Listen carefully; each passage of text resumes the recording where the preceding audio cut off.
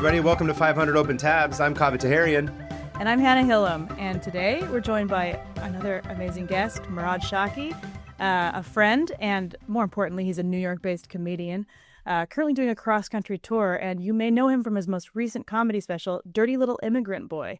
So please welcome to the show, Murad Shaki.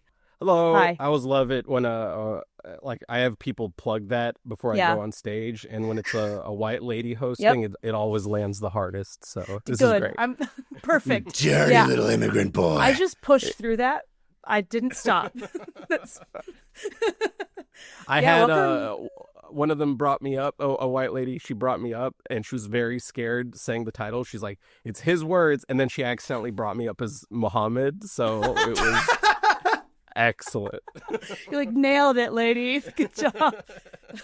My first question is what kind of dirty immigrant are you? Oh, I'm born in Mountain View, I can say that I'm also a dirty immigrant boy. Hi, dirty immigrant boys. That sounds horrible. I can't say that ever again. I don't like that. I feel yucky.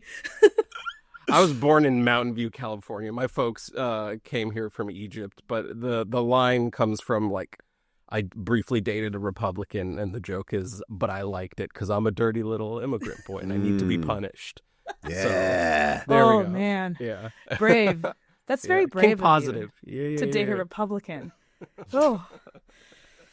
So she's like a Reagan awesome. Republican or what? No. She always said she was more of a progressive, but that it was an easier career path into politics to go through the GOP. And I'm like, that's what should motivate you for sure. That should be how you're. And now we're breaking up. Yeah. So I know Murad. This is kind of a weird winding story, but I used to do live stream. I still do live streams where I draw crap. And this was back in 2020, and there was somebody in my live stream with the username Poop Queen. And I remember thinking that was really funny. I was like, whoever this is hilarious. And so I'd always call out Poop Queen because she was always talking about something, which I loved. And Pooping, I imagine. Pooping and being a queen of it. Being a queen, sitting on my throne. Of poop. And after a while, I realized she's also from the same area as me. And so we got talking, and then we ended up meeting, and then we became friends. And then that was your sister, Murad.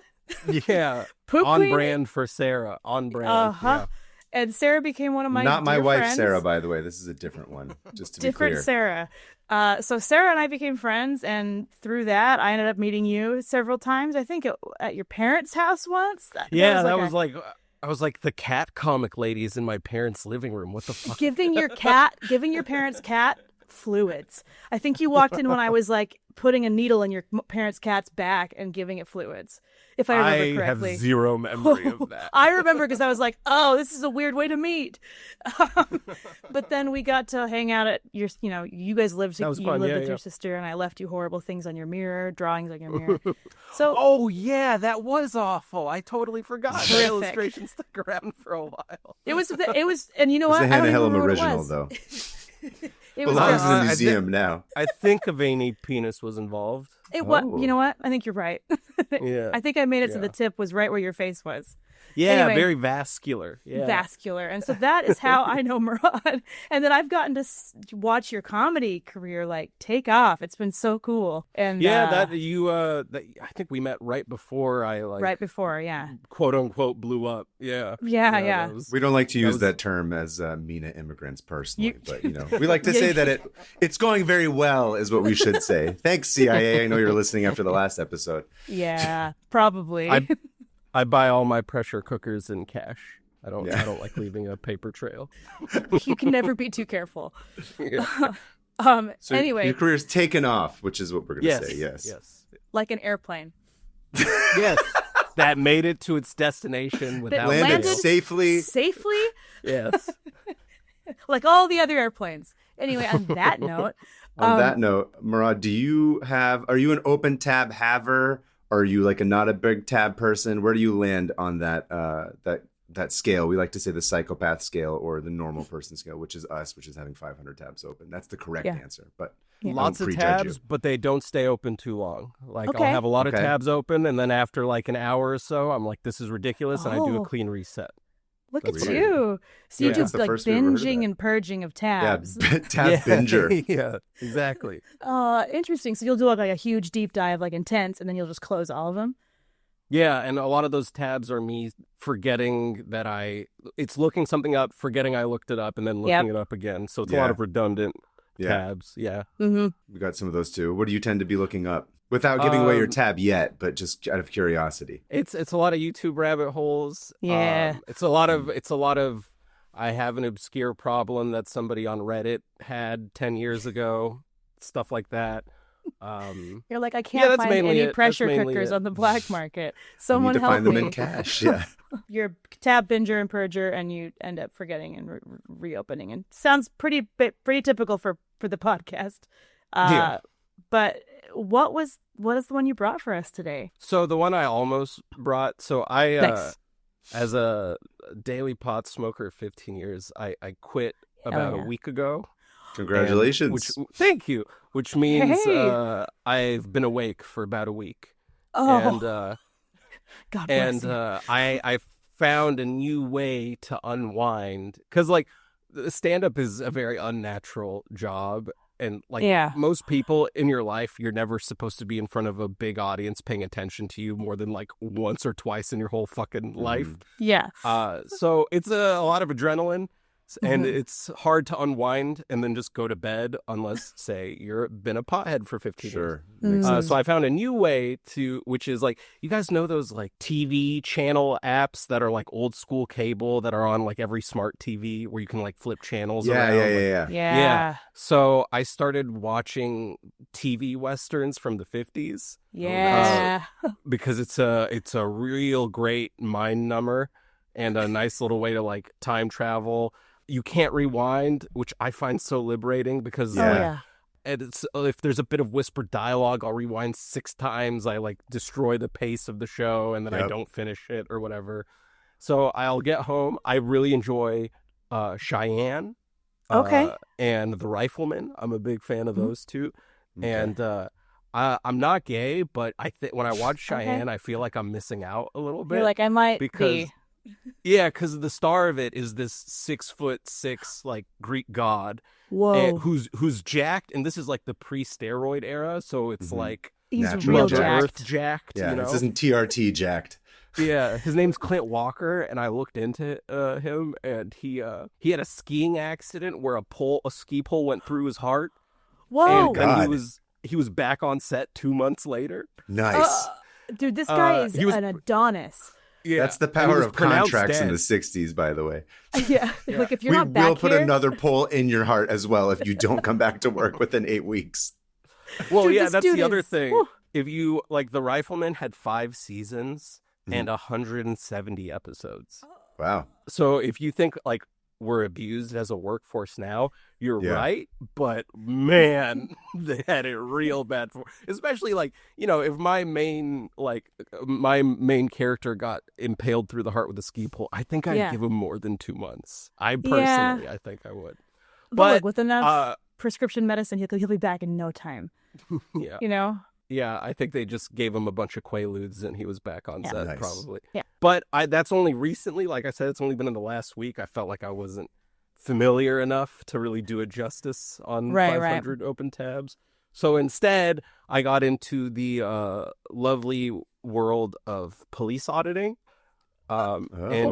If you're not really familiar with what that is, congrats. Your algorithm isn't contaminated like mine is. Oh, mine is fully contaminated, but it's with like some of the worst things you'll ever see. But let's see if this can outdo it.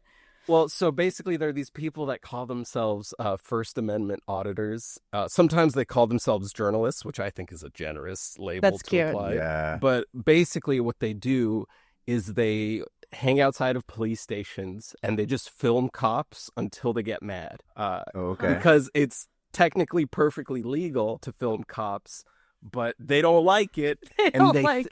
And you'd be surprised on how many of them aren't really fully educated on the law and escalate things. I don't know if I'm surprised by that necessarily. You know, I think it's part of the cop test. You can't, if you don't pass it, you get in. You're fine. Yeah. You get in. And what's great is these auditors clearly have like undiagnosed social disorders of some kind, like antisocial behavior. And the person we have to like thank them. Oh, I should also start with a couple of disclaimers. Basically, Oh, okay. They'll piss off the cops until the cops basically illegally detain them, and then they'll cite that you have to have reasonable, articulable suspicion to detain me, which is actually absolutely true. But I did find some advice from a lawyer, which was like, hey, even if the cops are in the wrong with detaining you, if you're innocent, you should just cooperate so you know, like, don't endanger your personal health or anything like that. So I do want to just say, you should not do this. People should not do this. Don't try this at home. Just and although, I don't know. If you do it, if you're on public property, if there's less than 3 of you, if you're on a public sidewalk, you are allowed to film whatever, just so you guys know. Anything in Really? public you can film. Yeah, anything. That's how reporters do it. That's why you don't need permits when you do the news, because if there's like less than 3 people showing up and you're on public property and you're just filming whatever, you're legally allowed to do it. It's only when you're in like a private residence or like a privately owned place that you have to put up some sort of sign saying that like you're agreeing to be filmed by entering this location, assuming that the owner of the location allows you to do that. But theoretically, there's nothing illegal about filming a police station. Man, I'm glad we got these cops the LA will still try film. and trespass you. Yeah, well, yeah, cops are going to try to do anything. They It's think true. they, So I just watched a video of them defending a Tesla dealership the other day. I saw that. Oh, I saw Bunch there of was like a march in New bootlickers. York with like literally like 20 cops surrounding a Cybertruck so people That's so didn't vandalize it. I'm like, lame. that's That's good not a reason taxpayer for you to money. quit the force. Then I don't Yeah. know what is. You're like, I did It's not like- sign. Even if you wanted to be a cop, I didn't sign up to protect Cybertrucks. Disgusting. Right. Well, first of all, if you didn't leave the force in 2020 when you should have, True. the fact that you're, guarding it. Anyway, I saw that. I was like, cool. So as a person who, let's say, is not a big fan of police, it's very enjoyable to watch a like really rude immovable object meet a really dumb movable force, And I don't know, because it's clear that these auditors have like some undiagnosed mental illness. I don't know how ethical it is to enjoy it. But it is a great matchup. It's a great matchup. And a little bonus is it can be kind of lucrative because usually these cops get really mad, detain the person, sometimes violently, and then they get paid a couple $100,000 Nice. in a lawsuit a couple years later. The only downside is that money is taxpayer money. Oh, you know what? Oh, I never thought of that. That's true, huh? But, considering how our tax dollars are going to violent American imperialism all over the world, I don't mind this one so much. No. It kind of feels like a drop in the bucket. Almost I'll give feels this like a pass. Yeah, And we have a one YouTuber in particular to thank for like the popularization of this content, because technically, like you said, this has always been like a right to like film people in public and stuff like that. Yeah. But we have a Mr. Philip Turner, aka the Batusai on YouTube. Okay. Hey, Phillips. Battousai. In 2017, he was illegally detained and assaulted by the Fort Worth Police Department for doing nothing but point a camera at their police station while standing on a public sidewalk. How could he? And after he successfully sued the police department, the Fifth Circuit Court of Appeals ruled that the public has the legal right to film police, which previously wasn't a clearly established right in every jurisdiction, but now Really? it totally is. And like I said, I discourage people from putting themselves in harm's way by making such content, but Hannah did let me know privately that she absolutely approves and endorses this behavior, and she really wants you to go around do that. Hey, To insult out of cops' the three of intelligence. us, yeah, okay. I'll be the one to take that hit. Damn, I was expecting pushback on that one. No, man. Look, you haven't met. I don't think you know Kaveh. Like, I don't. There's no pushback anymore. Just last week at the con, there was one day when you were just like, "I want you to fight back." I'm like, I don't look. What do you want me to do? You're like, I'm too tired. What You're do like, I what's the say? point? Why? Although there was that night when there was too much noise happening, and I did fight Oh, back. right. You did 'Cause fight you back, were and I couldn't weak. hear anything that was happening. He was just nodding, and I was like, "Yeah, he's weak. I've got him." But yeah, no. We don't love cops on this podcast either. So we're not a bootlicking Paw Patrol. Yeah, Also, although- part of the appeal. So for the sake of research for this podcast, I was pulling these tabs up on YouTube. That's not how I was exposed to this. It's in the depths of TikTok hell is where I'd find these clips. And I vastly prefer watching it on TikTok because the ones on YouTube have like commentary over them, whereas I want that raw, uncut source footage. Straight footage. 3 and straight half minutes the of appeal is you go into the comments section and you go toe-to-toe with bootlickers trying to Nice. approve of the cops' behavior. Botlickers really is what they are, because they're not actual Yeah. real people, I assume. So wait, are these people just like, do they call themselves auditors? Yes. Are they And CPAs? They give them they give themselves very like they're part of like these dramatically titled agencies like the Citizens Transparency Patrol Agents. I made that one up, but that's I was like, that's No, amazing. listen, this is fun, but it's like this is a thin line between that and like half of Alex Jones's fan base, essentially. Yeah. Is like, this is a slippery slope, I will say. These seem so like if you want a great starting point, my favorite audit video I call the Taco Bell Man. Who is a man named Steven Sarver. Now, this one's great because he didn't go looking for smoke. The smoke came to him. Okay. He went and got some Taco Bell and then Already drove love to this a story. parking lot across the street to eat the Taco Bell peacefully in his car. A cop pulls up. Here's the thing. Mhm. This is really, I'm going to interrupt your story because this is what I do for self-care. I go to Taco Bell and I park nearby and I eat it. And I Who listen has to Nearby a podcasts. police station? Yes. No, I get into a cop car. No. I need to sit. It's my by favorite Grand myself. Theft Auto mission is when you have to go get Taco Bell, then steal a cop cart and sit and eat quietly in it before you get arrested and murdered by the FBI. Dude, I That's love another that part one. of the appeal is this is such a relatable scenario. This feels like Yes. news you can use, you know? I did this last night, by the way. I did this last night. And I also called Baja Blast BJ Blast to my friend, and I'm never going to Nice. call it anything else. Oh, do you call Buffalo Wild Wings B-dubs? That seems like Absolutely you're- not. That's what Okay, they say I in the guess you Midwest, haven't I spent much believe. time yeah, I I was don't gonna say eat the buffalo Midwest. wings. My wife's from the Midwest, so I'm well versed in that kind of vernacular. I didn't hear B-dubs? that till I went to college in Missouri, and somebody said B-dubs, and I was like, "Get the B-dubs. fuck out of here! Get out of Like, my what is fucking this? store."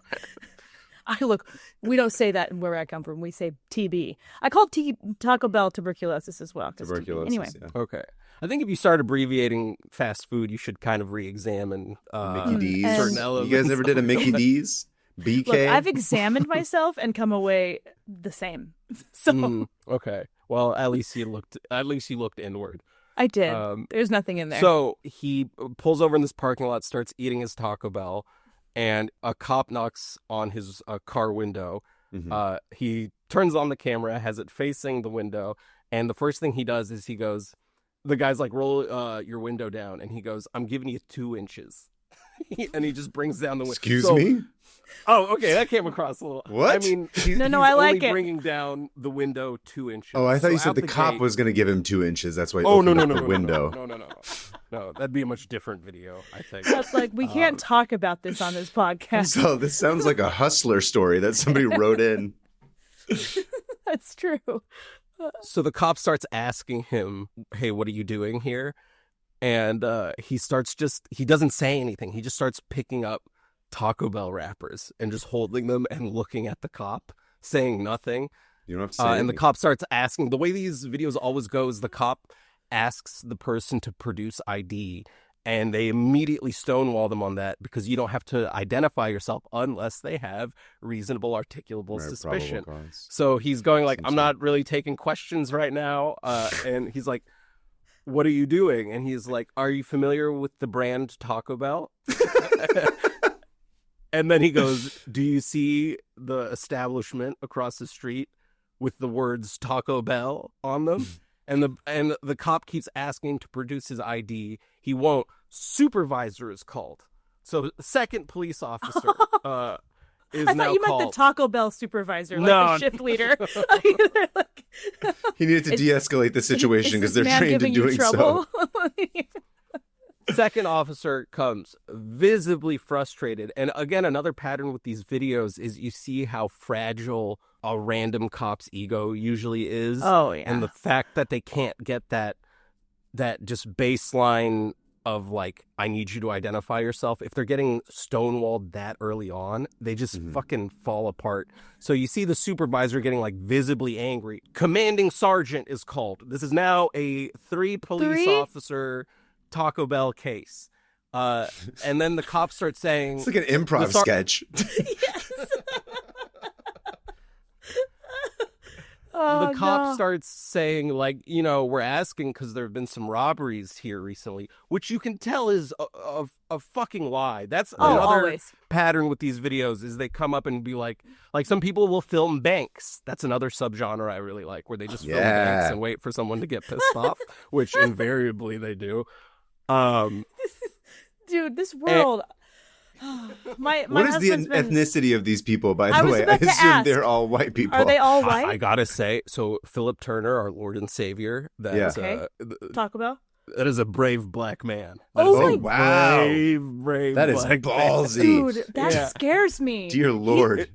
Wait, is this the guy that said, I'll give you 2 inches? No. Okay, I was like, that's... That guy, he seemed like the type that might show up to, say, an Emerald City Comic Con. Yeah, seemed I know more exactly. of that demographic. And it's funny because if you look at the TikTok comments, a lot of the times it'll be a person of color being like, this is such a white privilege to be able to test these cops as patients. And I want to be like, hey, you should check out the source video and find that this is a Hispanic man, actually. Wow. Like, I'm surprised at that. But it also makes sense that a lot of people motivated to fuck with the cops are from communities targeted by the police. Sense. So it's actually kind of a rainbow of content creators. It's actually like a very diverse community. United Colors of Benetton trying to mess with cops. Wow, that's bold. That scares me for that. The sergeant comes. He makes up this bullshit of like, well, there's been robberies. And because the guy is refusing to identify himself, he gets pulled out of his car and arrested for eating Taco Bell in a parking lot. The lawsuit against the Torrance Police Department is ongoing, and I suspect it will be a lucrative one. His name is Steven Sarver, and he is my hero. I love Steven Sarver. Yes. Is he still... I would march. Let's march for him, dude. I'd march for Steven. I'll eat Taco Bell for Steven. We should all go eat Taco Bell and then sit in that parking lot and do a protest of some sort. All in our cars. I hope my taxpayer money goes right into his pocket. Me too. I don't know what state Torrance is, but I will change my residency just Isn't that to California? ensure. Torrance is here in LA. It sounds like it, right? Isn't LA. that SoCal? Yeah. So it's LAPD. Yeah, boo. Yeah. They're just out there looking for someone to, So the downside or upside, depending on your taste and content, of police audits is some of them get dark.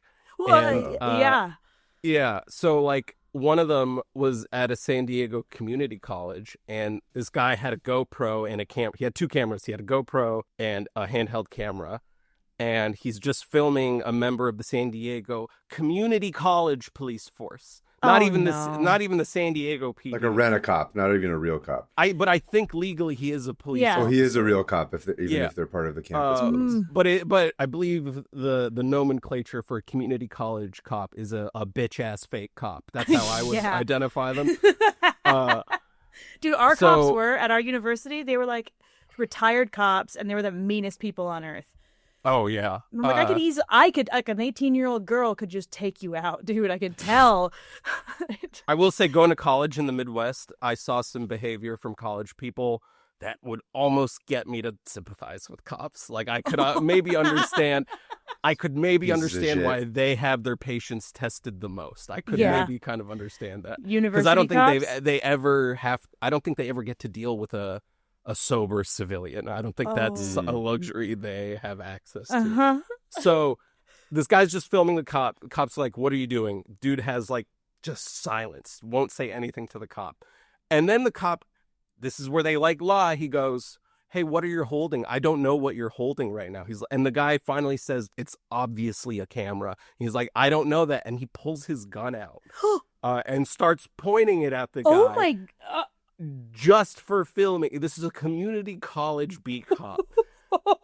And why does he have a gun on a college campus? This is America, baby. Come on. We need more guns on schools. I've been saying that. Hannah's been saying that for years. I've been saying that for years. Huge You've advocate. Seen me? Look at me. I look like And a gun his advocate. punishment, the punishment for Officer James Everett was being put on paid administrative leave. So he Well, got duh. to go on Gross. paid vacation for pulling a gun out on a student. I don't know if the With- guy was a student, actually. With a Um, camera. There is a happier subgenre of these audits, which is a guy will just be filming just people in public, and there will be a Karen character that gets mad and then falsely cites that it's illegal to film someone without their consent. Again, if you're in public, it doesn't matter whether you Yeah. consent or not. And it's funny because they'll say it's illegal, but their immediate gut instinct is to start filming the person back. So now they're just partaking in They're the just supposed doing- Right, they're engaging in Fantasy quote unquote crime. illegal activity. Yeah. And in these videos, the Karen will call the cop, and then the cop will be like, you're fucking wasting our time. And those are satisfying. That's like, Those hey, are good. maybe this is one of the good ones. You know what I Yeah. mean? Right. I'm on the cop's side on this one, weirdly enough. I don't like that. I don't ever like feeling like that. When I sympathize with a cop, I'm like, uh-oh. Yeah. I feel Uh-oh. dirty. I don't like this. And I think maybe just maybe to, because we've been going on this for a while, maybe to wrap up No. with some takeaways. You still got some time. You got some Oh, time, okay. yeah. A couple things. The more reasonable cops tend to be younger. Really? Just a piece of advice: if you're auditing and the cop is above 40 to 50 years old, your life is in danger. Yeah.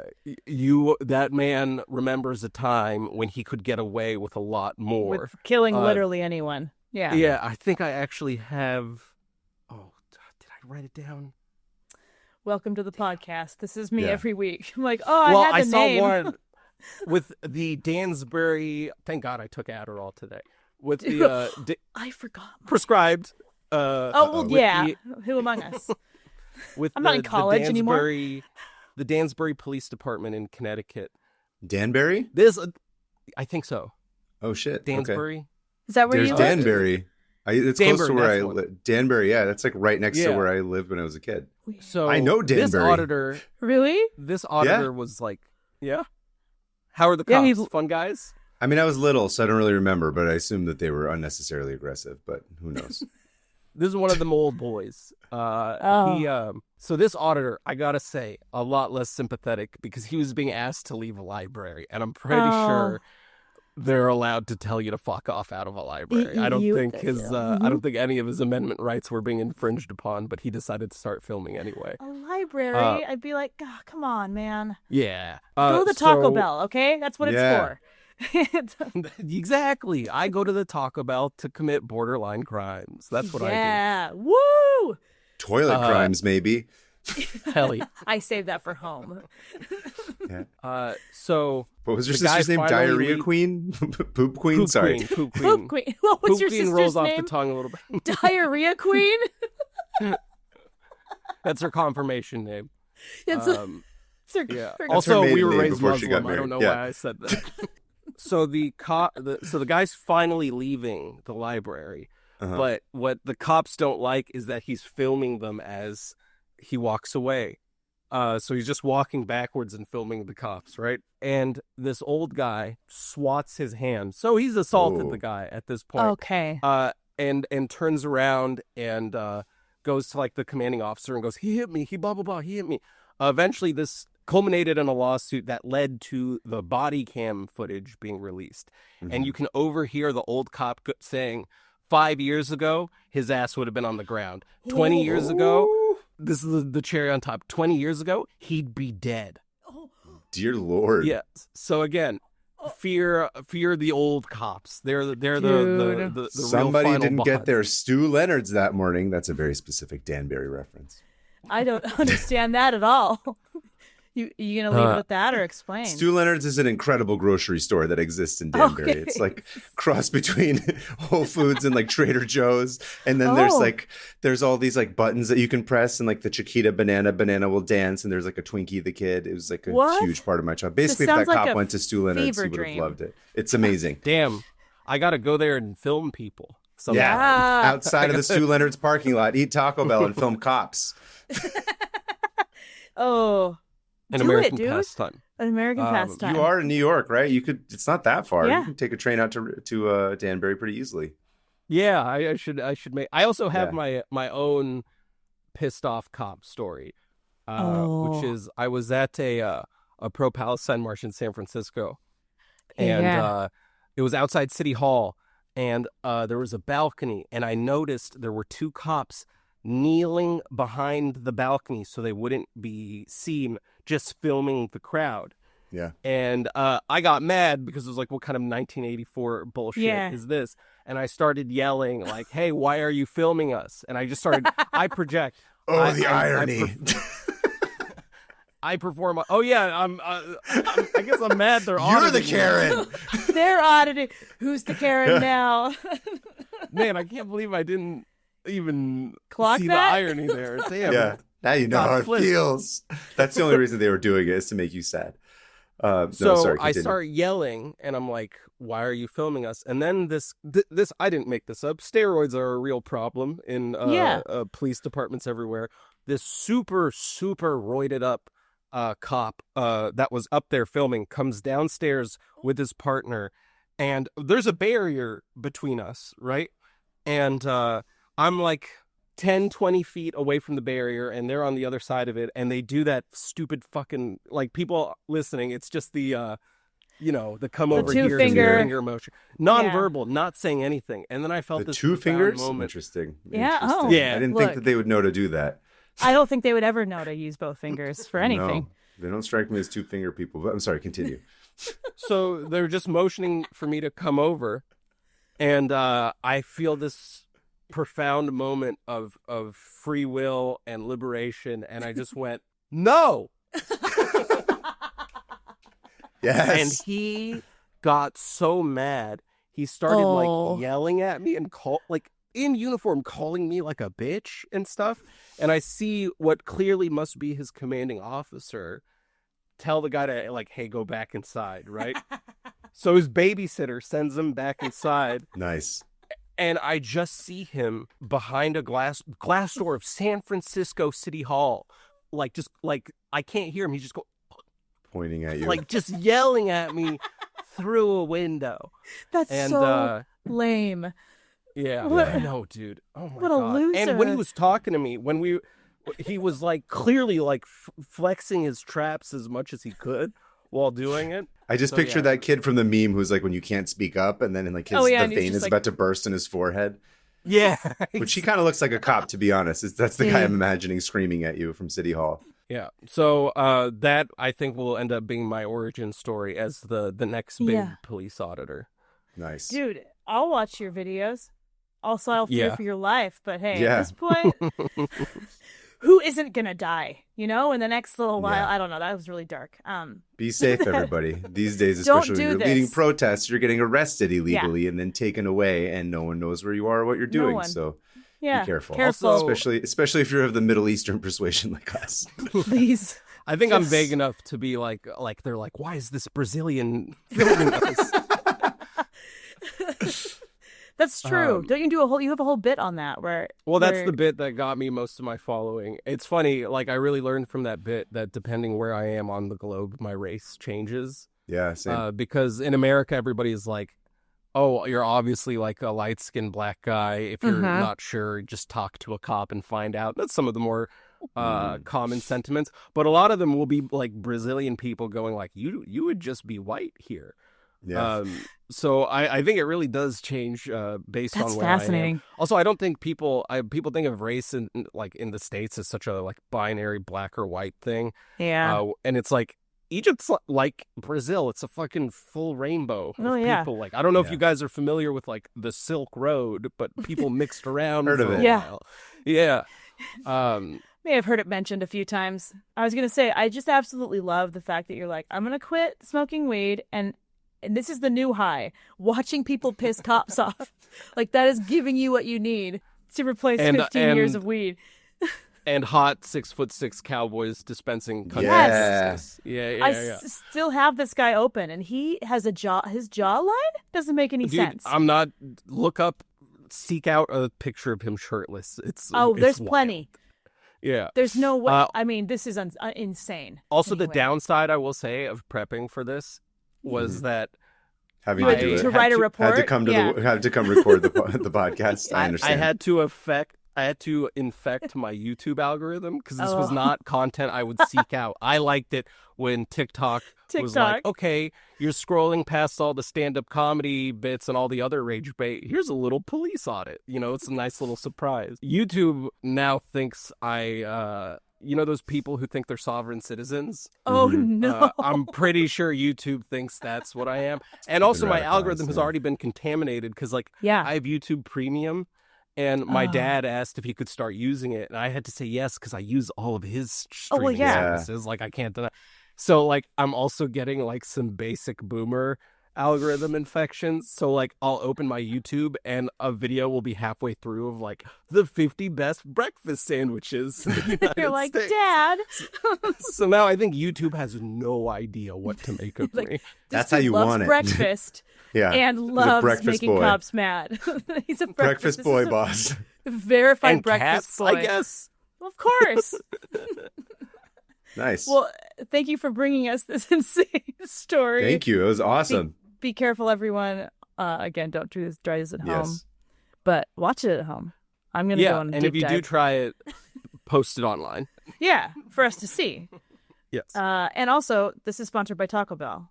But I wish It should dude. be. We've tried. The last thing. Yeah. So I saw the Taco Bell video originally on TikTok without any commentary, just a Raw. 5-part video.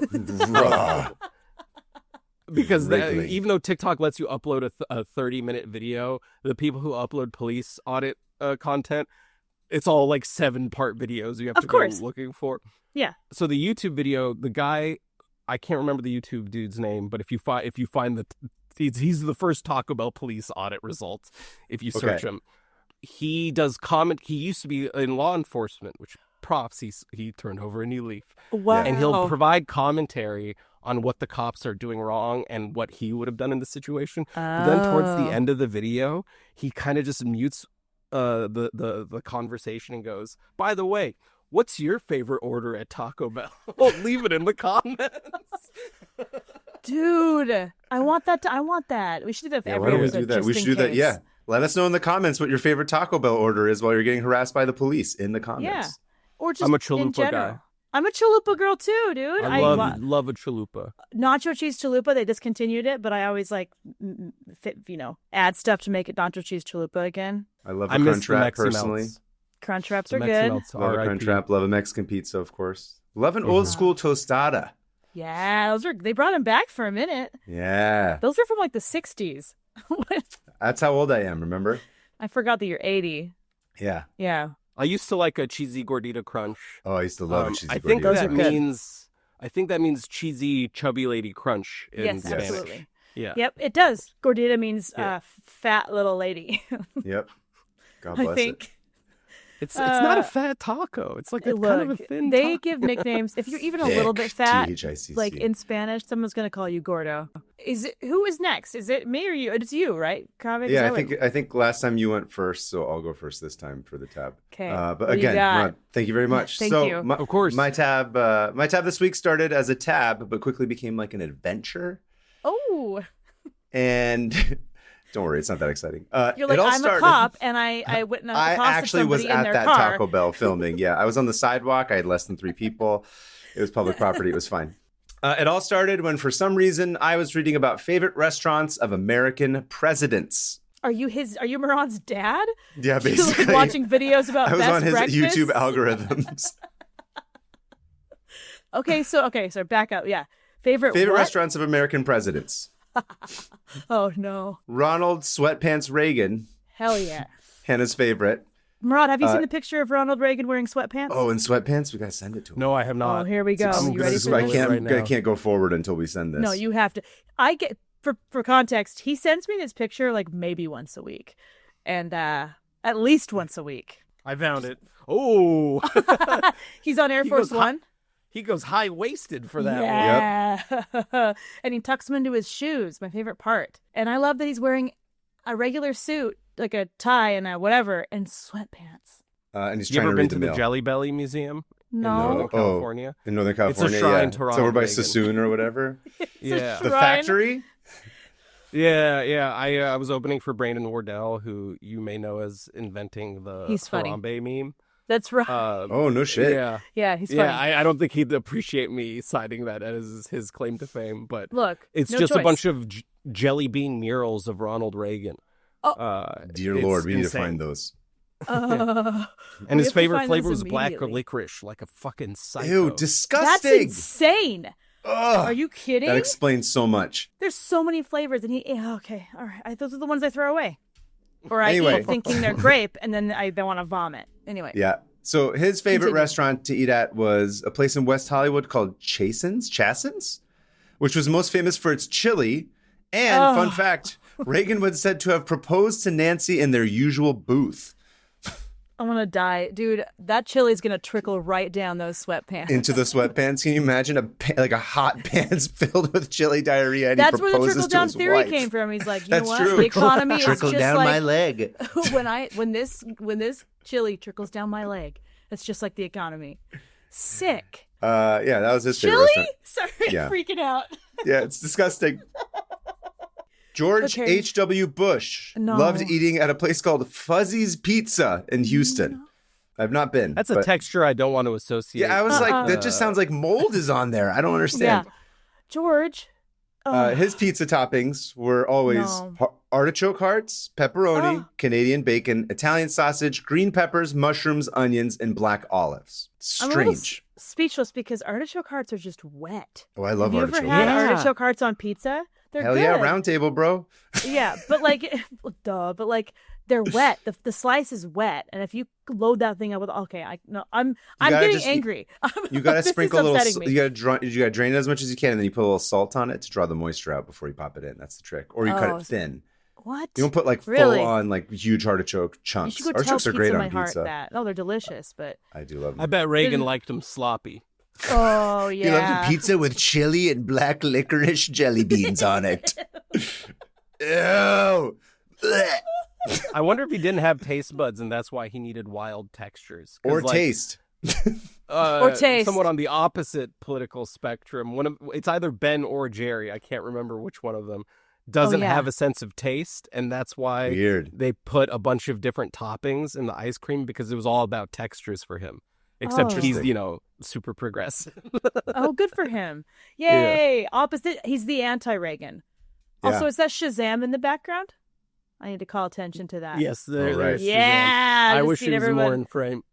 Everyone in the YouTube got to go look at this It's a painting of Sinbad. this beautiful airbrushed. My roommate has a wonderful sense of decor. Also, you guys don't see who's sitting at the table with me, which is this man. Oh, that's a nice right here. skeleton. That's a Is he wearing skeleton. sunglasses?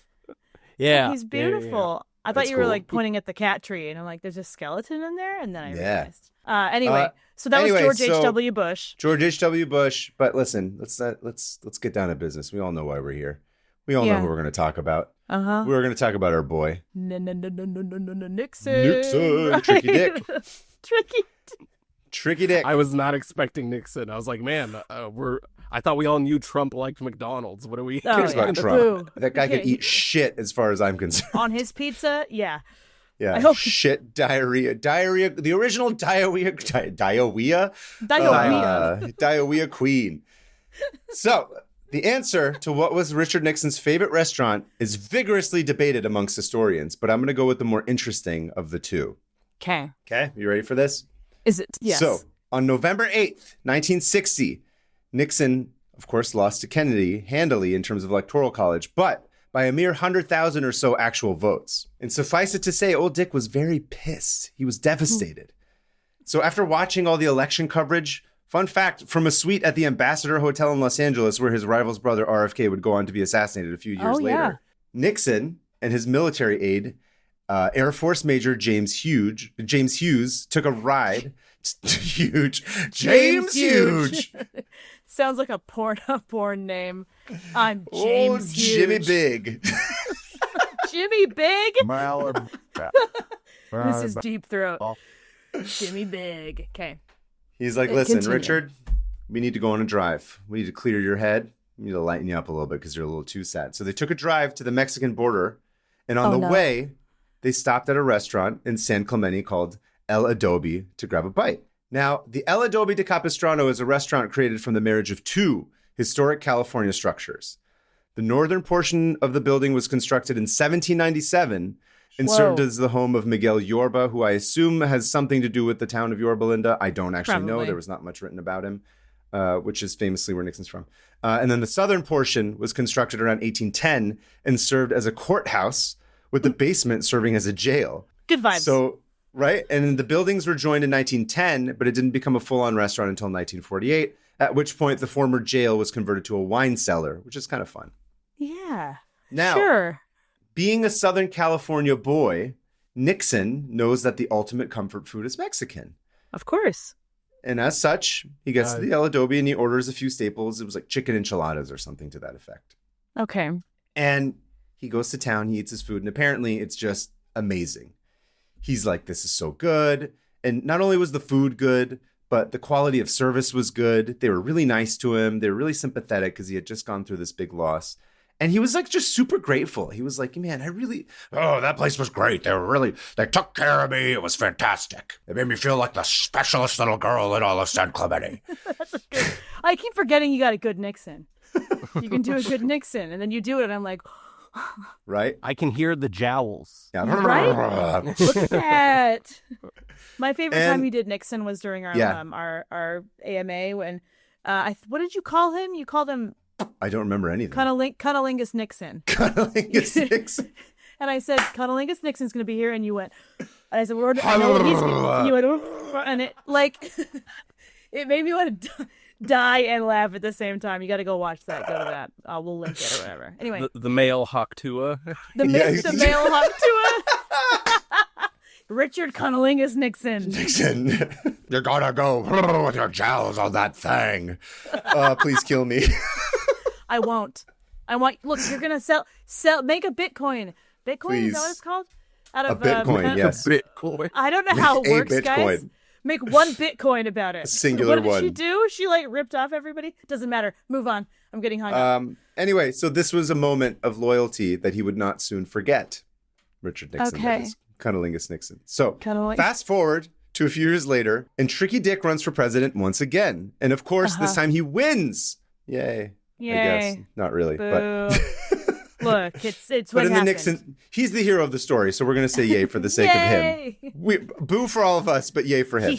He puts on the customary lighthouse sweatpants that have been passed down filled with chili already. George Washington. Yes, exactly. So he's president, he's in the White House, he's doing his thing, and when he's not busy trying to push Kissinger out of Air Force One and he's in Washington, Nixon starts splitting his time as what was dubbed the Western White House at his family home in San Clemente.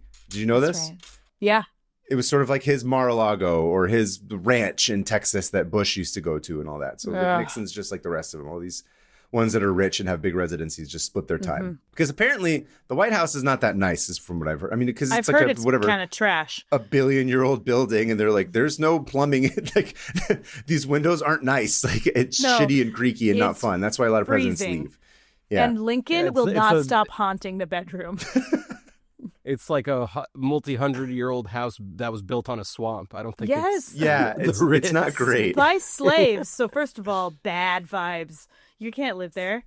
Exactly. Yeah, famously, slavery had a lot of bad vibes. Bad vibes. Here, I'm going to come out right now and say that I get bad vibes from slavery, and everyone should consider me progressive. Yeah. That's a brave statement. Look at me. Goodness. So, of course, he's going back and forth to San Clemente, and he's there all the time. And he's got a shit ton of staffers in tow, and they're all running around town trying to make sure that the White House West is operating smoothly. And you got to feed all these guys, right? So the owner of the El Adobe, at that point, his name is this guy named Ed Cornwall. Everyone's laughing and writing and Cornwalling except Edward. He hears that the president's in town, and he invites him into lunch. Deep cut, in a weirdly deep cut in a weird way. Anyway. So he invites the president and his staff in for lunch, and Dick's like, oh yeah, those dudes were bro as shit, and they lifted me up when I was the most sad, plus their enchiladas were delicious. Party at El Adobe on old Richard. And he shows up, and it's this big deal, and it's covered in the press. People are taking pictures. Nixon's talking up how they have like the best enchiladas.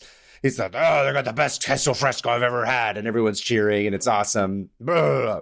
And Ed Just Cornwall cheese flying everywhere. flying on the it's like dip, but he's just got queso like a baseball pitcher. And Ed Cornwall, the owner, he's a smart businessman. He loves it. He's yucking it up with the president and the press. He's giving them rounds on the house. They're having the best time. But eventually, the party's over and Nixon finishes eating and they pay the tab and they leave and they close up shop for the day.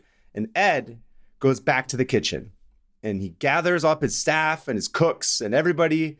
And he decides to make a crucial decision.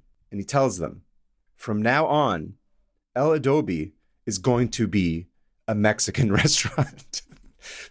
Because apparently, until this point, El Adobe had in fact not been that, and it had only served continental cuisine. Wait, what? So Nixon came in and saw the decor and was like, we're in San Clemente, and was jonesing for an enchilada.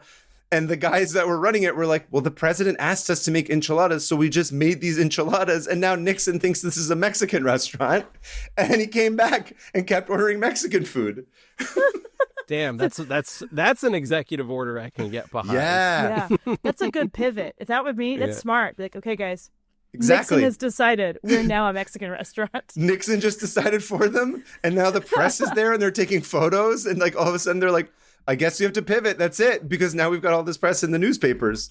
And so they did. Amazing. So from then on, they became a Mexican restaurant. Are they still around? I'll get to it. So over the years, Okay. Dick and Pat became regulars at El Adobe, often dining with their crew in the private Portola room, which the Secret Service loved because there weren't any windows. And they ate there so much that they even put in a special item on the menu in his honor called the President's Choice. I don't know why that grosses me out. The President's Choice. Yeah. Served to President and Mrs. Nixon and their guests on several occasions at El Adobe in the Western White House. It includes guacamole, chili relleno, a chicken enchilada, a beef taco, Spanish rice, and refried beans. Oh, Additionally, Taco Bell right there. That's his favorite Taco Bell order. Put your favorite El That's a good Adobo order question. in the Yeah. In, what do you in think the Richard comments. Nixon would have loved at Taco Bell? Put it in the comments. Just a sour cream burrito. Just a burrito Ew. or a taco cottage filled with sour cheese. cream. Ew. Ew. So much cottage cheese. Nixon, of course, also loved a stiff drink. And while it's no longer on the menu at one point, the Nixon Martini was a mix of Kettle One vodka or Bombay Sapphire gin, a splash of dry vermouth, and 2 olives or onions. And finally, Richard and Pat were forever memorialized with plaques placed on the back of their 2 red swingy chairs. Oh, good. The combination of the choice dish and the drink makes me wonder how Pat felt kissing that man. You know what? I think besides getting all that cheese and queso out in her mouth when she kisses him, I think it was probably nothing compared to that. Also, I don't think she's kissing him. Yeah. Some I don't think he jowl likes slips in being there. kissed. Yeah. She's like, did you just put queso into my mouth? That's disgusting. He baby birded queso into her mouth. Or maybe Pat's a freak. Maybe that's what Pat wants. You know what? That's true. I think Pat is probably a freak if you think about it. Big time. Didn't they say? Isn't it oh, Nancy no. Reagan that was the I was freak, about to or say is that Nancy Nancy Reagan was the could give a blowjob good queen, is what they blowjob called her. queen. Yeah. Okay. I was like, Famously known as the BJ queen. It's all that chili. No. Nancy Reagan was Hollywood's BJ queen before she became the wife of Ronald Reagan. Anyway, So- There's the original Hawk Tuah for real. That's the that's true. She original is the Hawk original. Tuah. Yeah. Nancy Reagan is the original Hawk Tuah. Damn. Someone Yes, should she maybe is. give me Yes. money for that. Somebody Right? make a podcast with Nancy Reagan talking about how to give blowjobs. dig her up, Yes, put with her in that corpse. podcast chair. That's the skeleton at your table. It's Nancy That's Reagan. true. Turn to her. Let's ask her some questions. Okay. Anyway. So I started this tab by saying it was an adventure, right? Uh-huh. So on President's Day of this year, Sarah and I took a trip to have lunch like the man himself. No, you didn't.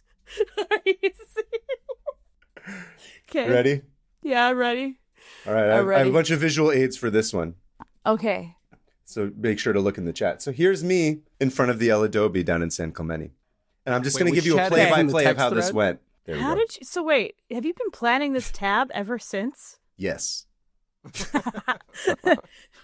I've been Nice. sitting on this for weeks.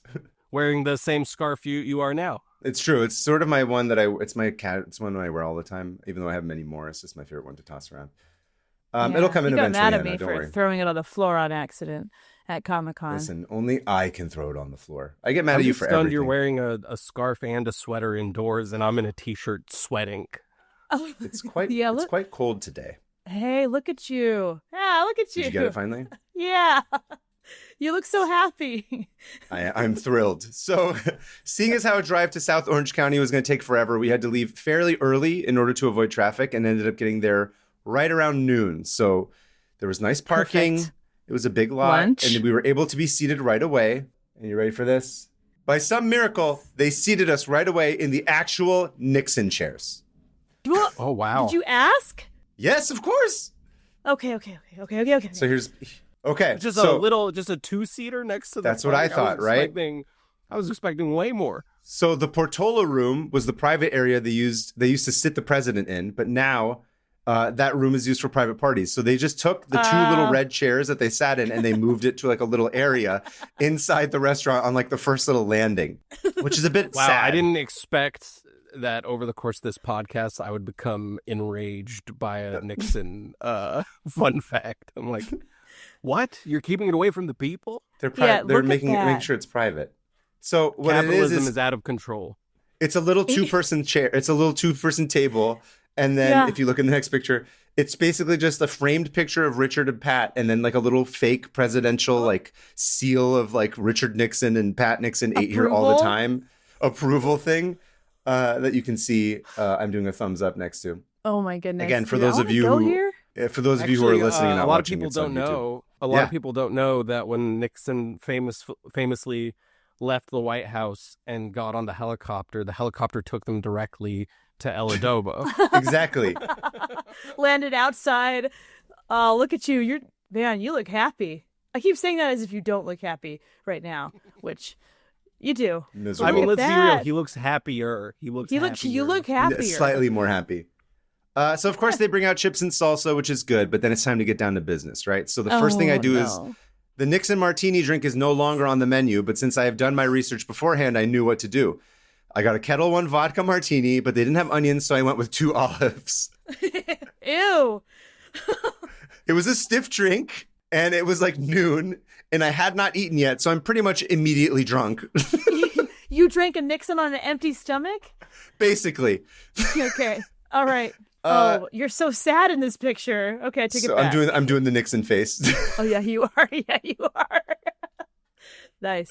I'd like to say that the alcohol made me feel good, but I realized something very quickly, and this is a public service announcement, which is a vodka martini with tortilla chips and salsa is absolutely wretched. It is disgusting.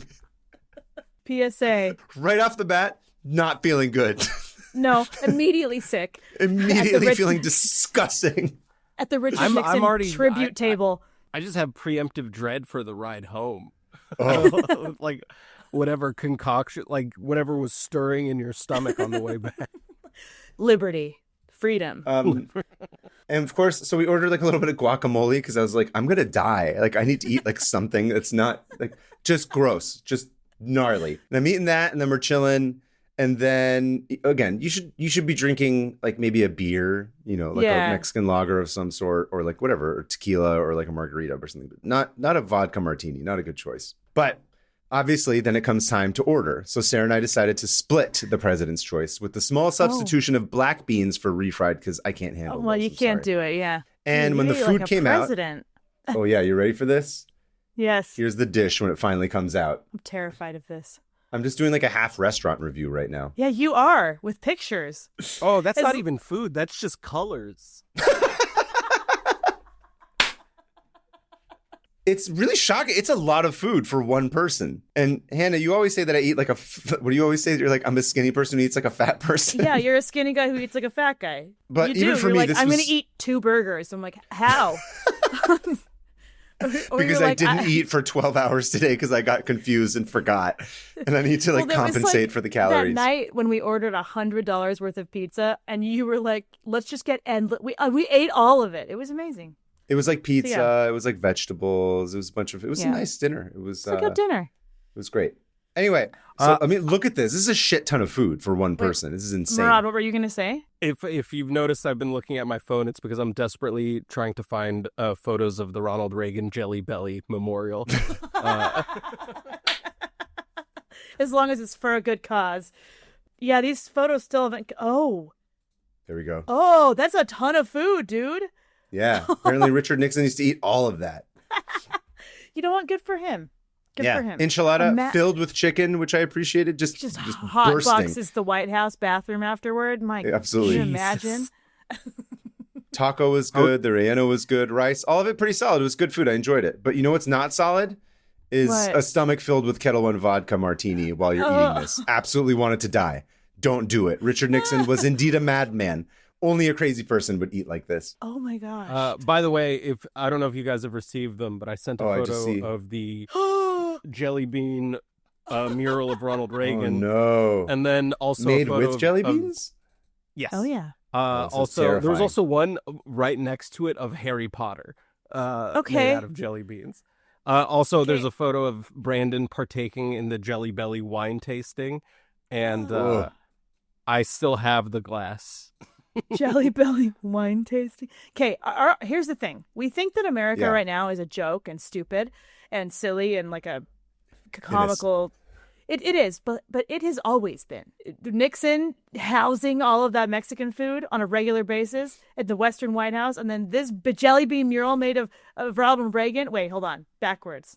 Made of Ronald Reagan. I just pictured a mural of a jelly bean made of the flesh of Ronald Reagan, but flip it. Nice. Oh, you look less happy in this photo. Yeah. That's after I finish the meal. There's me with an empty martini glass. You don't look good. You're not looking fresh. I think if you I did not feel good. I think if you combine that particular style of martini with the President's Choice food place, I think in your stomach mixed with the acid, that's just Agent Orange at that point. I'm pretty sure. Not great. Okay, you're sweating in this photo, Comment. Like, you're like, you don't look good.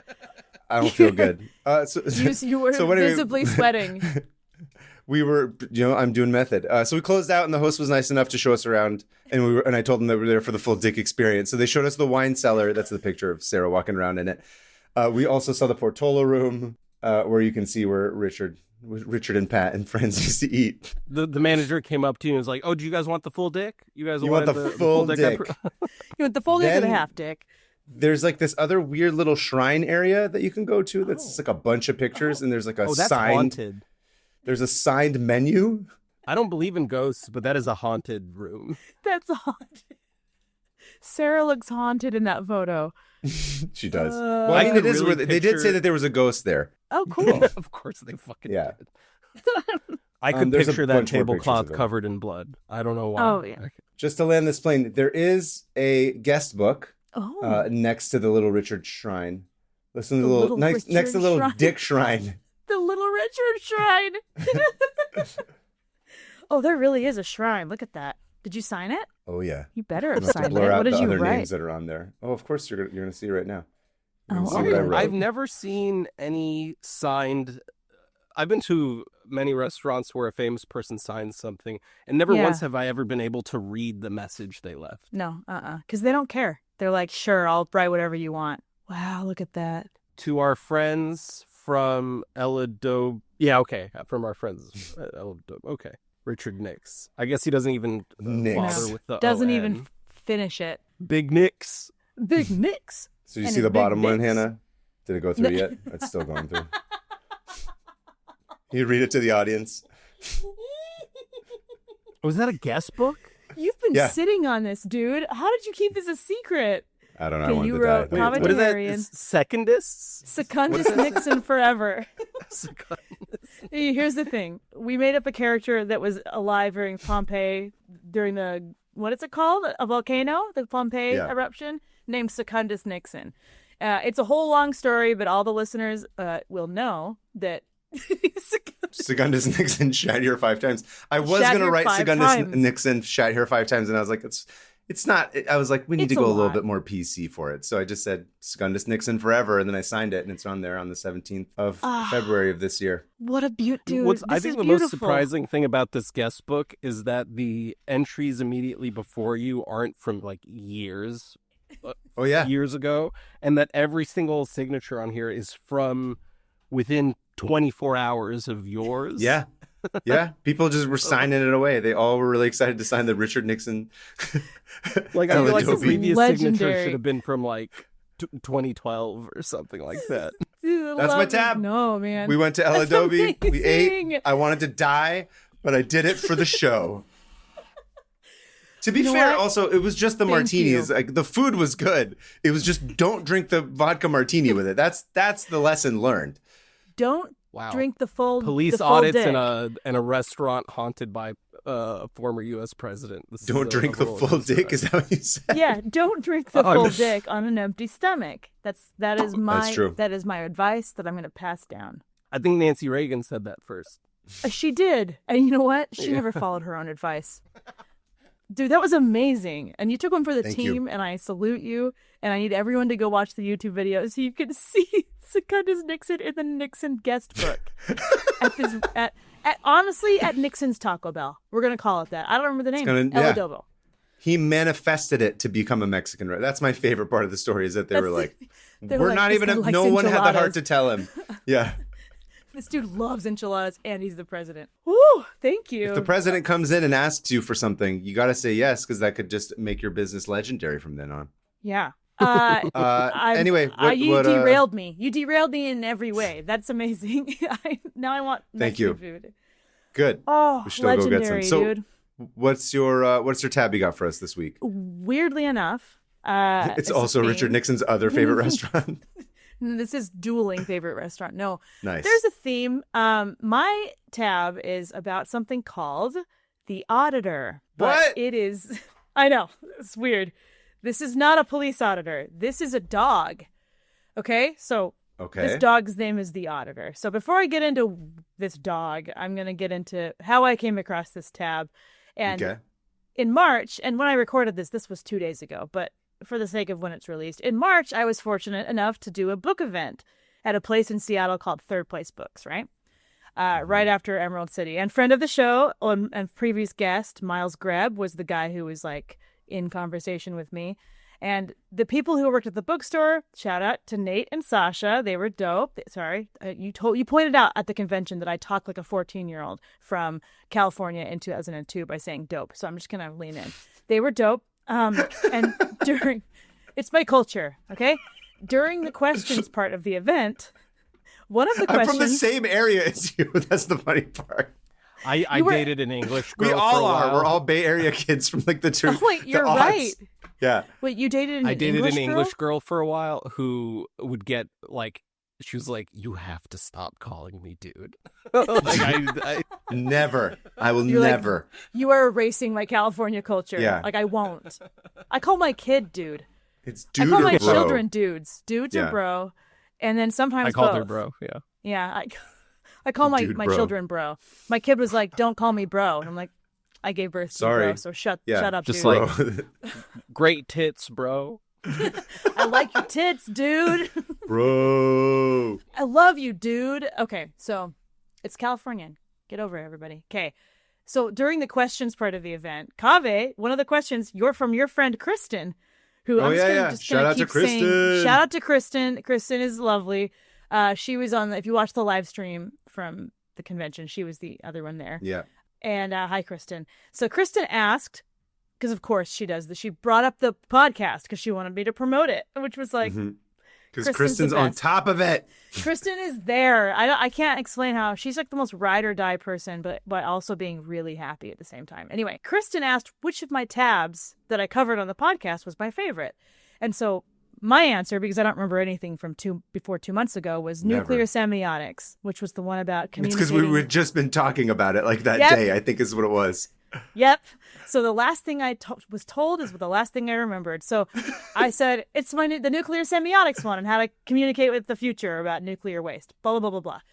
The subject of nuclear waste, I'm assuming, is what prompted Sasha, the employee who was hosting the event, to approach me with today's tab. Okay? That's where it came from.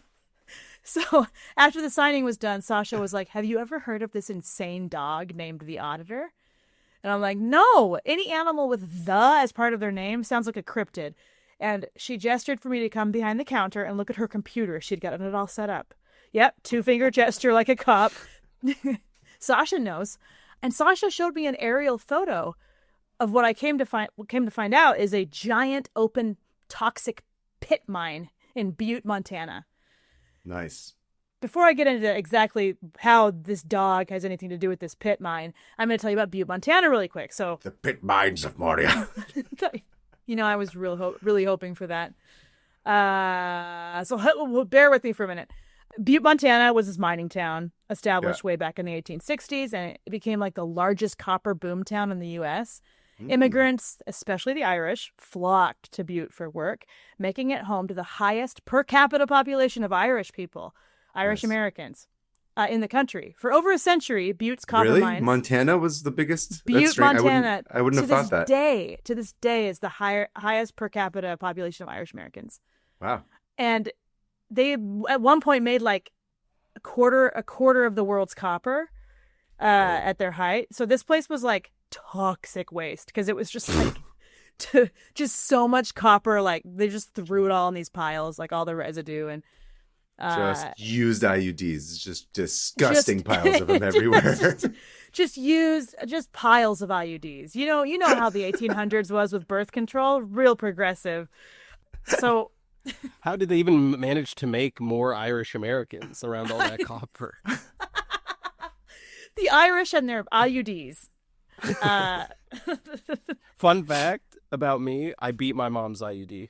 You did? Nice. Yeah, I'm the It's one, like I'm Charlie the one. Kelly. Nevertheless, she persisted. It's like Charlie Kelly and how he survived the abortion. Right. I forgot about that.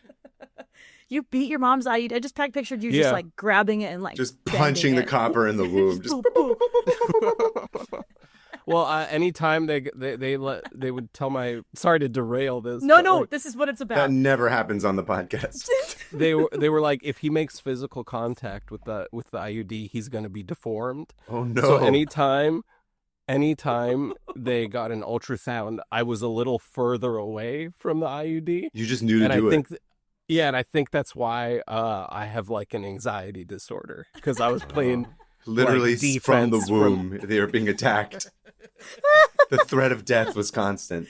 You came out ready to fight. And I'm going to write this down, and that's how jokes are made. Anyway, write it continue. down. Please. Your anxiety disorder is from battling the IUD in your mom. Cheryl, I got a good anecdote from when I'm on the Nancy Reagan Hawktua podcast later. And she's like, remember, folks, the sign-off is always, don't take a full dick on an empty stomach. Tossed her IUDs in Butte, Montana. Thumbs up. Well, sorry. speaking continue. of the pile of IUDs in Butte, Montana, they completely contaminated the ground, right? Because copper is a metal, and if you put too much metal in something, it can contaminate it. But besides that, the mining industry there was surprisingly enough, were super evil to all of their like workers or whatever, and like shot him in the back as they tried to protest. And they lynched one of the leaders of the mining union. It's normal stuff. So there was just this intense labor struggles in Butte for a while, and big mining accidents, just this insane place. So there's like a lot of like a spilling over of like more toxic chemicals and like human blood or whatever. But Yeah. in 1955. After all that, the Anaconda Copper Mining Company, Anaconda, opened the Berkeley That's a big pit. one, right? I think that's like international. It was, and then it went out of business in the 80s. I was like, I don't know why I remember this, but like, what was the Che Guevara movie? Motorcycle Diaries. Oh, At yeah. one point, they're trying to get like a job, and they're like, they get in a fight with some guy who's just like, the Anaconda Mining Company isn't. Oh, yeah. For some reason, that name stuck in my mind because I was like, that's a strange name for a mining company. I didn't realize it was real. Right? It's real, and they were deeply evil. Like, Not surprised. as far as mining companies go, they were probably one of the top evil mining companies, and that's saying something. So Listen, J-Lo tried to warn us, and we didn't listen. Actually, we she did. There's a Well, movie it did called go to- Anaconda with Okay, Jennifer I was Lopez. trying to- Okay, all right, cool. Piece it Famously from the together. 1990s. I know. I Ice was like, Cube, please Owen don't Wilson, let I me think, look is like an in it. idiot. Yes. Thanks, Murad. We both didn't know. Usually I'm the one that's like, what? And he had to explain it to me. Anyway, so the Anaconda Copper Mining Company was like, you know what? These big mines, like the tunnels underground, are super unsafe. So we're just going to open a pit mine, which is what it sounds like, a big hole that they dig. And they opened it on top. A gaping hole, if you will. A gaping hole. And they opened it on top of the literally 10,000 miles of strip mining that they had done over the last 100 years. Okay. That's like, you could get to New York to LA like 3 times doing that. Anyway, they built this pit mine on top of it, and it became this like abandoned tunnel underneath. And it was used until 1982 when Anaconda Mining was bought up by Arco. And Arco starts like buying all the neighborhoods around it. And they're like, screw you, immigrants. We're just going to take this and make it more into a pit mine. And then they ended up shooting themselves in the foot because the pit mine, they closed part of it. And then like all the water started rising. And then it got super toxic and like spilled into the groundwater. And the entire city of Butte was toxic. So point is that that's what happened. And the EPA came in and they're like, this is bad. This is now going to become the biggest Superfund site in the U.S. And Arco, you have to pay for cleaning this up. Ah, the good old days. The good old days. Enter. And the EPA could come in and do stuff and stop. And they could things actually from have getting like worse. sway over it. So Started over by the Richard years- Nixon, by the way. Sorry. continue. What? Yeah, Richard Nixon. He was under his presidency where the EPA started. He ate too much El Adobo, and he was just like, I need someone to clean. Anyway. I can't find an IUD anywhere. What? Okay, so that was my... Great. So this place is toxic, and because of the scope of the mining operation and like the closures and the openings and all that, it just becomes one of the most toxic areas in the nation. Mm-hmm. And over the years, this water kept rising, and at one point 3,000 migrating birds drank out of it one day, and all of them died. Oh no! All of them died. It has the same acidity as stomach acid, gastric acid. Jesus! And even touching it will like deform their little feet, which is really sad. Oh. So that happened multiple times. They drank this freakishly blue metallic water that was like on top of the pond, and the state of Montana was like, we got to stop these birds from drinking this water and dying. Yeah. So they put up speakers that projected recordings of distressed geese. So just I thought you were gonna say if Dave Matthews Band, don't drink the water. That's a crazy vibe. Metallic, Yeah. contaminated water, and Yeah. that's what a Screaming sensory geese. nightmare. You're just like because this is now a tourist attraction. People go to this place, and if you can go to this big toxic puddle, you can hear these like distressed geese noises, and also gunshots. They would also like Perfect. blast sounds of gunshots, and then sometimes they would just pull out a real gun because they'd be like, these aren't working, and they'd shoot at the water and get all the birds to fly away.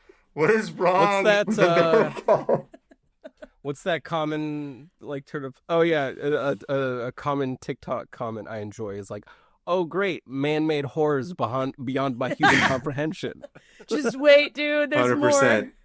So while almost all animals that came in contact with this area, even just in the vicinity, would die, there was one seemingly indestructible creature that somehow survived. And this is a dog named the Auditor.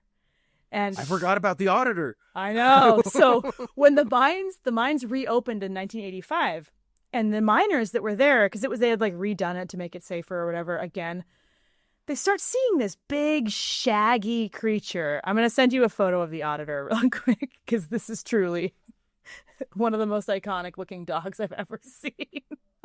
Here is the Auditor. I'm now he's got a little Googling the clipboard. Auditor And he's dog. got one of those like green hats with like a little light next to. Oh, it's like a sheep dog with dreadlocks. So What the hell? they're called poolies, Ooh. which is like, I know. So This thing's like a toilet bath mat of some sort.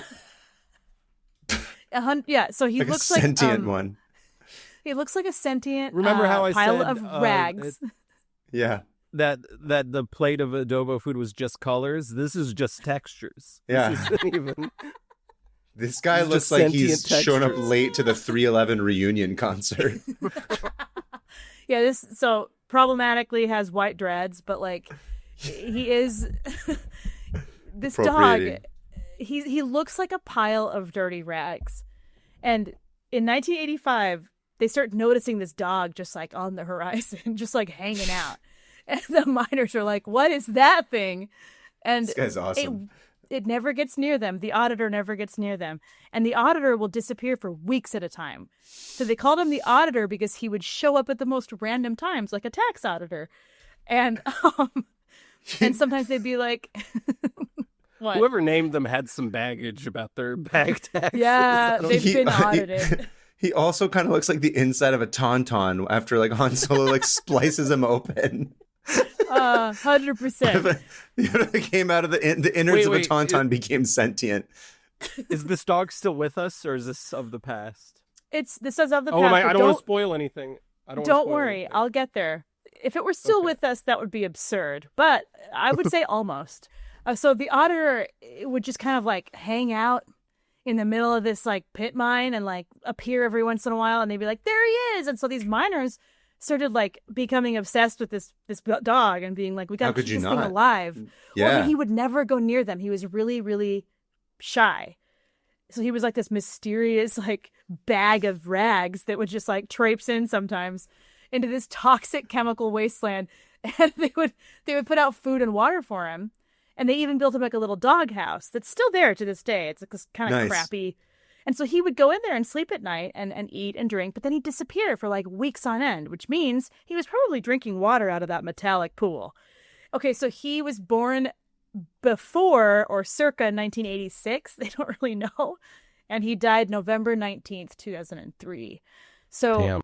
he was at least 17 when he died. But I will say this, dogs don't live that long. If you Yeah. I was guys, gonna say that's a rich life. even for a 17-year-old, dogs don't live to be 17. That is extremely rare. That's not a dog. That's an omen. No, that's Yeah. an omen. It's a cryptid, is what the auditor is. That's I was already thinking that. I'm already Yeah. like, what's the story I can write about this? So this dog was like perfectly, like by all accounts, completely healthy, would run and act like a normal dog until like a little later on when like a vet from a distance diagnosed him with arthritis. They were like, How do you diagnose from a distance with arthritis? because he was walking a little stiffer. Oh, I see. All that metallic chemical water wasn't doing any. Getting into I his don't think it was bones. arthritis. I think his bones had turned into metal. I Yeah, think he you're became right. copper. He became copper. So the auditor was this legend. And even after the mine closed, there was like a skeleton crew that still stayed on to like feed him and make sure he was, That's taken sweet. care of. And they started slipping baby aspirin into his food every day. Oh, So he, nice. I know. They were like, he looks like he's in pain. But this kid, I just love the idea of this big fluffy freak just like showing up sometimes. Anyway, he would survive through the winters. The winters were like negative 50 degrees, and sometimes he would disappear, and they'd be like, dude is definitely dead. And then he'd like Poppins from Always Sunny, just Yeah. climb back out of wherever he was and be alive still. And a person named Holly Peterson, she was an environmental engineer at Montana Tech, actually managed to get a cut of his fur before he died, because she was Whoa. like, how is this thing alive? And she found that he had like 20 times the amount of like every metal known to man in his system. Oh my god. And there was no Dude, I think reason. I'm gonna cry. I swear, Somehow that kept him alive. there was no reason that this dog should have been alive. There's no reason. I don't think he's real. I don't think he's a real dog. I think he's, like you said, an omen. And the whole town of Butte, Montana just became like enamored with this thing because they were like, this is the symbol of Butte. We're toxic. We've been like run through by corporations. And here we are. We're still here. We're still a town. We're rebuilding.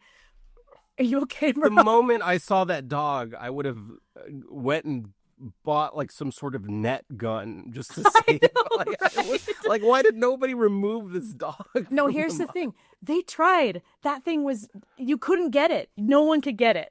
And so one day in November of 2003, because he loved staying in his little house they built him. He went into his house for the last time, went to bed, and he didn't wake up. And he was at least 17, and they all had this funeral for him. They brought his toxic, like chemical-ridden body out, and they were like, first of all, no way this thing should have survived. This thing should have died years ago. It didn't. Mm-hmm. It just like kept going. This big like pile Nice. of rags.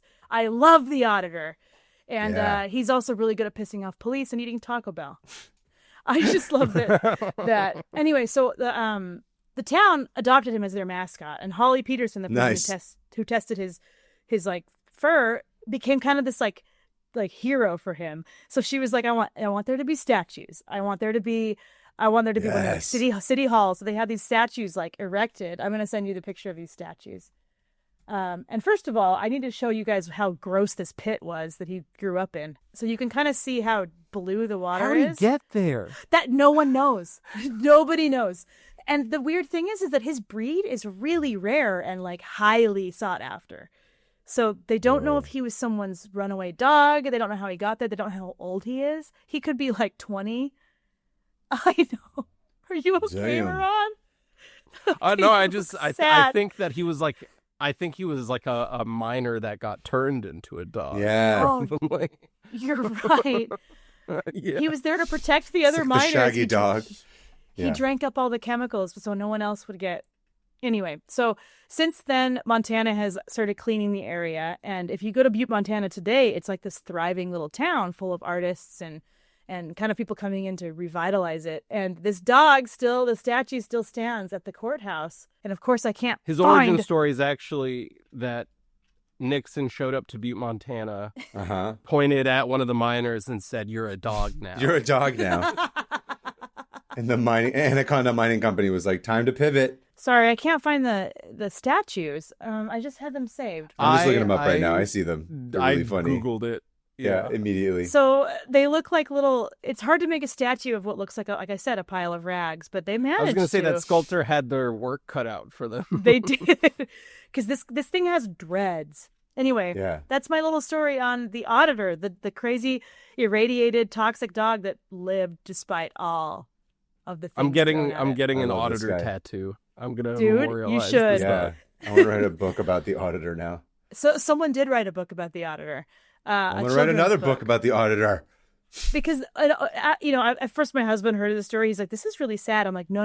The Auditor was beloved, and they took care of it as best they could, and they let him have his space, and the whole town loves him, and he's really a symbol of the American West boom and Yeah. bust culture. And anyway, that's Also, my it's fun tab. to think of, like, what did he do for those? Like, that's where the story is like, what was Where he did he doing all those go? times where he left and then he came Right. back? Like, there's all of that you could just fill Yeah. in. Like, where Wait, did he so go? It's awesome. I've just been using context for this word. I imagine a cryptid is like a mythological animal. Is that what that word Yes. means? Like Bigfoot or 'Cause- Mothman. I was gonna say the Auditor makes the idea of a chupacabra way more believable. Oh, yeah. than Yeah. it did before. Like back in the day, they're like, there's just this creature that shows up that doesn't look quite right, you know? And to this day, they don't know how he survived all of that. They just don't know. They do know that some people can, like, there are certain people who can survive with more high, like, elevated levels of certain things than others. So they assume that's kind of how it was for dogs too. But he just had like this insane threshold for He was just toxicity. alpha. He was Just alpha. I think he was just, like you said, just made of copper at the end of his life. Anyway, that's Awesome. that's the Auditor. Love him. Thank you, Hannah. That was Okay. fantastic. I Yeah, love that thank you guy so both. much. That was such a fun. Yeah, that was fun. I like Thank you, how- Murad. Your two tabs had the Mexican restaurant connection, and then mine and Murad's had the, The Auditor Auditor connection. It was nice. Felt good. Okay, so now's where we come up to the part of the show where we close our tabs. What are we thinking for sound effects? Murad, what do you want to destroy our tabs with? A Like, what barking sound dog? effect? Is the Auditor coming in and taking a piss on them or something? I don't know why. Maybe like screaming policemen. Yeah, a screaming. Or the sound of A a window gunshot? going up, closing. No. The 2 inches of window closing. Distressed geese Oh, yes. Good call. Yeah. Distressed There we geese. go. That's actually with way gunshots. that's so- yeah. with Yeah. gunshots and gunshots. distressed geese. I think that sums up all. Yeah. Murad, you want to count us down? We ready? Okay. Yeah. We're ready. 2, 1, 0. All right, moving on to listener emails. I'll be up first. Our first email is from Verena from someplace far away, which is what I always Pretty say sure when I don't Verena know is where from the someone's UK somewhere. I think I don't know. Scotland. I don't work here. Okay. Uh, You do. Sorry. I've shortened the email a little bit for time. So, Okay.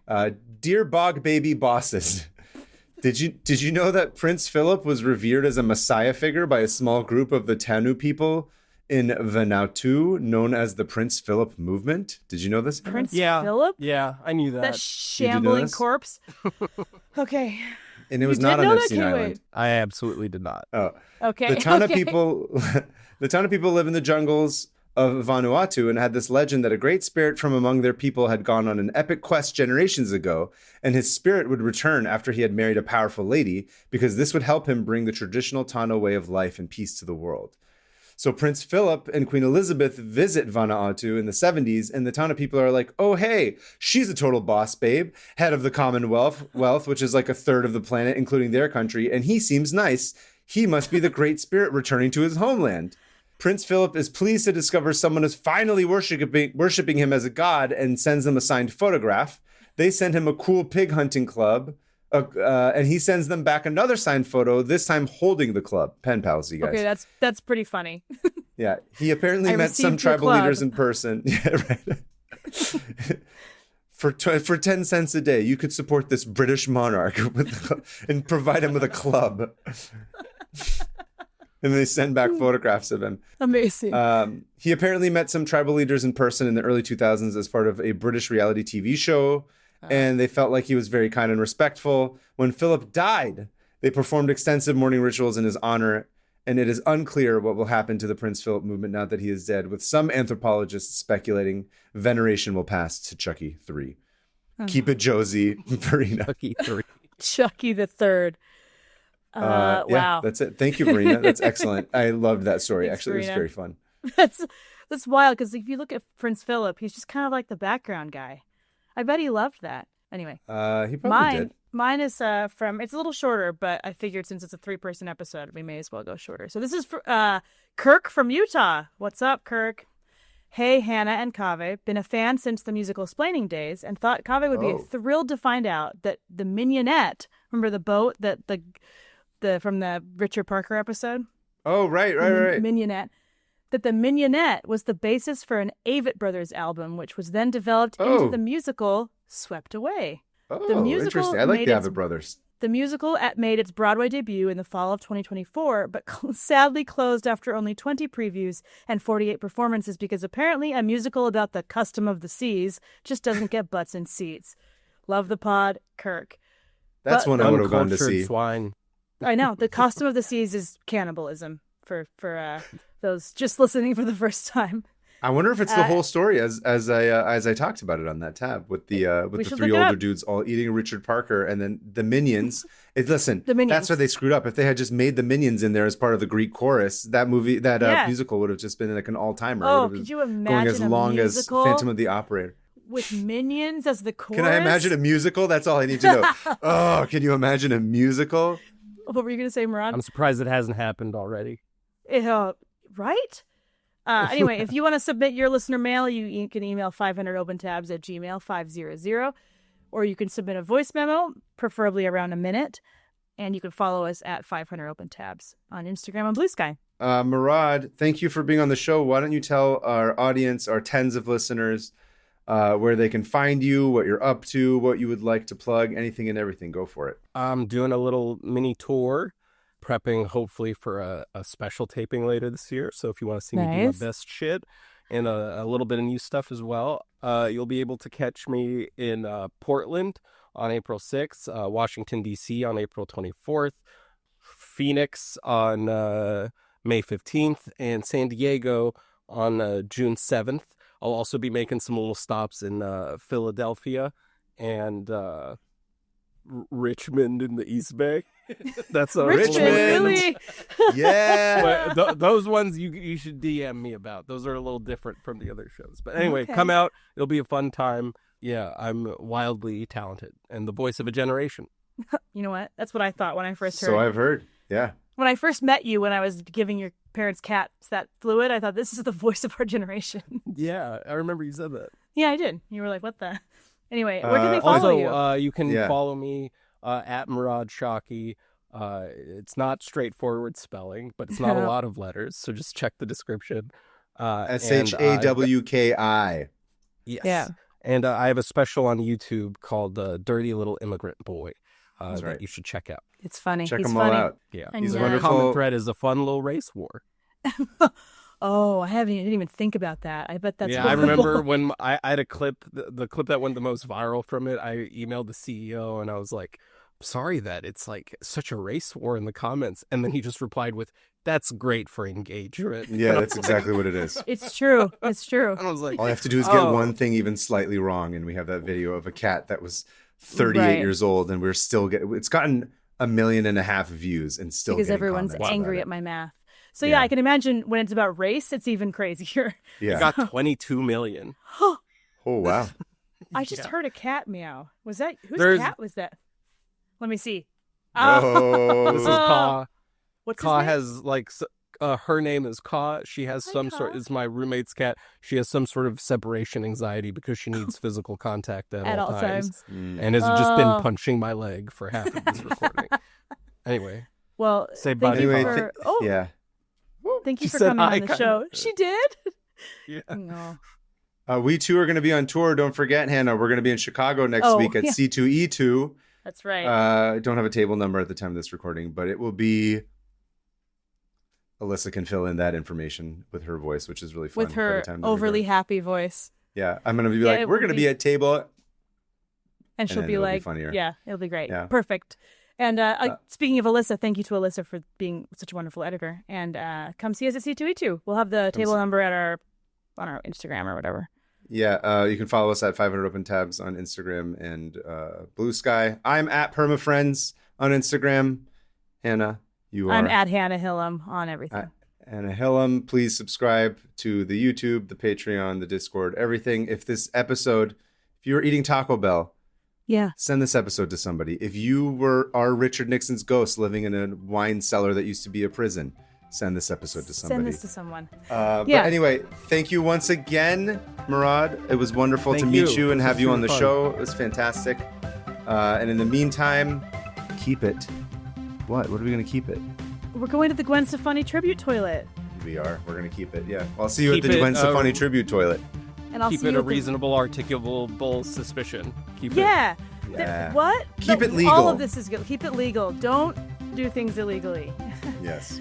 Keep it. I'll see you guys at the Richard Nixon tribute table at the restaurant. All right. Thanks, guys. Inshallah. Bye. Bye.